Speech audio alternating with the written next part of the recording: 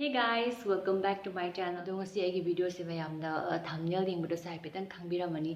aigi mamangi ID chahi 2010 dorangani release tawgibse hojik 2020 oire to almost 10 years oire sigi film se maidan bi hair film je sigi isai se koi inaw sing viewers sing krana yam request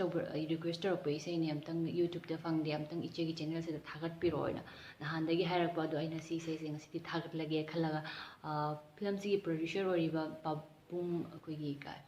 babung mangol jaw monde issue ayaba logjare aduga isai se agi channel se da upload tawjadoine adu si isai se howdringi mamangda nahan mamangi vlog da akui dialogue tawdo pel hode si film si dialogue si am phajana haibire inaw sing khana nasai gi kai kuda ichena phanek yolaga layo haiba adugi dialogue to mateng khatang tawbiro du dialogue to tawbiro ina ado si dialogue si su ai sei se upload tawdi mamangda ai hapcharam ge mateng khak ado hojik dialogue si tawna bi damakta China Hi Grola Hi do dialogue se ina yamu kai go isarok to China da ina matek khara dum tamma kawa khai tar dum dialogue se ngasai gi awai akhum oibanina ithanda sungang bro sun nungai te dun ina mona kitan yamu kai go gi nupa gi sarok se ngangan ge mona khara tanbiraga thamabani so let's start it nupin han hobani ado nupin han hobani na ina han horage ado dialogue se koi ni jum yengna lai de ka buju ya adina viewers oina yengaga tawsi dialogue se nang dum yengo ai dum yengi ko hamanu bi dialogue na horage exam loi baga handak ekoi ni kainom chakrasi kaida adudi yare akhoi de longa kai chana adudi yare adudi yare akhoi longa adudi yare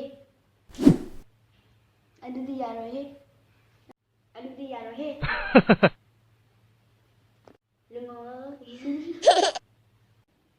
aha ai ha yaro ai dum ta lege dialogue habe ngamaro ai Finally, I don't hajarage. So guys, angang ni nama dialogue se haiba nungaitre, haiba hitre do na I don't tawrage.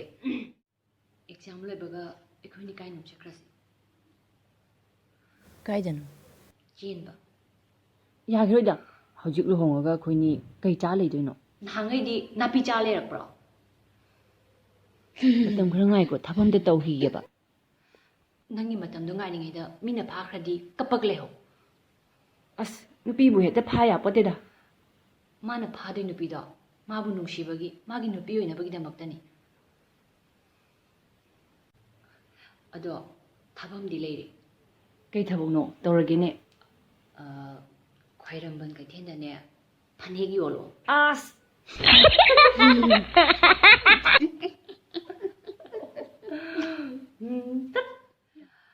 Ado hojik dialogue loi kharabani na aina ngasai haigibe isai do miyamgi mafamda share tawjage so guys enjoy the song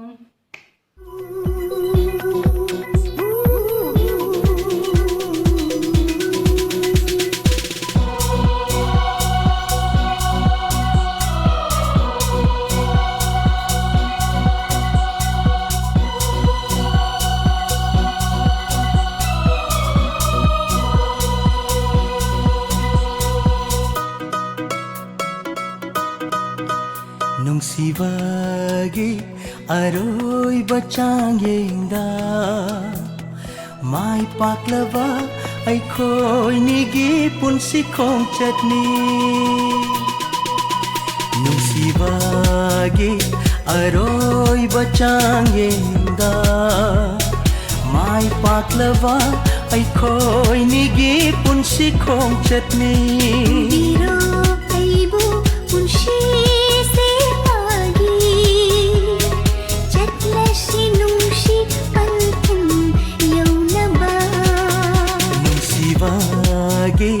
ꯑꯔꯣꯏꯕ ꯆꯥꯡꯌꯦꯡꯗ ꯃꯥꯏ ꯄꯥꯛꯂꯕ ꯑꯩꯈꯣꯏꯅꯤꯒꯤ ꯄꯨꯟꯁꯤ ꯈꯣꯡꯆꯠꯅꯤ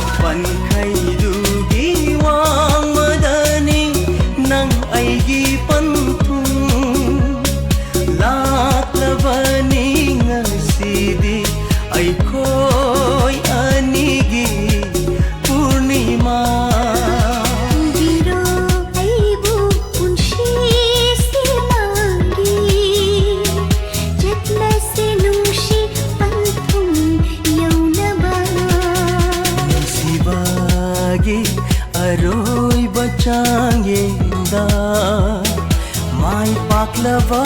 ꯑꯩꯈꯣꯏꯅꯤꯒꯤ ꯄꯨꯟꯁꯤ ꯈꯣꯡꯆꯠꯅꯤ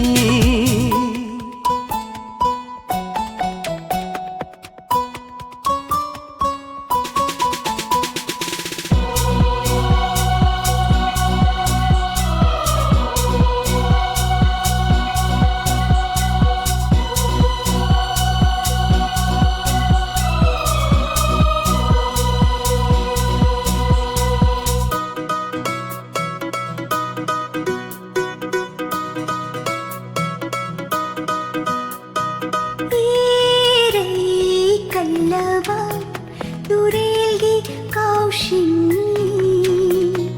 पंथों फंग कैदनो खल्लू बदमी पाई जई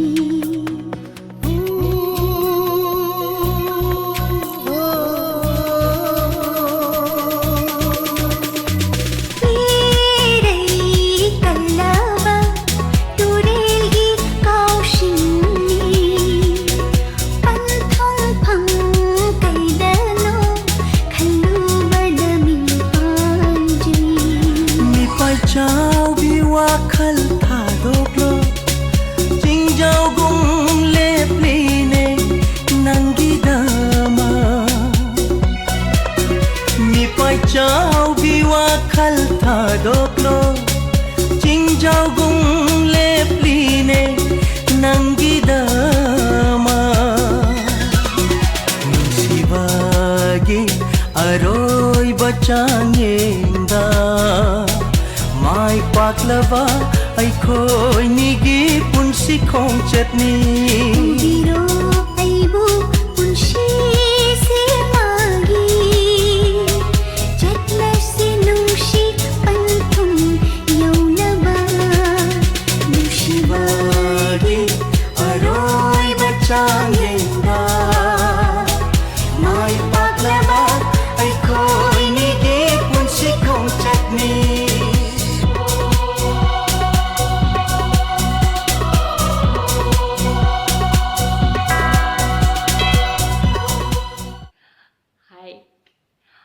ꯍꯧꯖꯤꯛꯀꯤ ꯏꯁꯩꯗꯨꯅ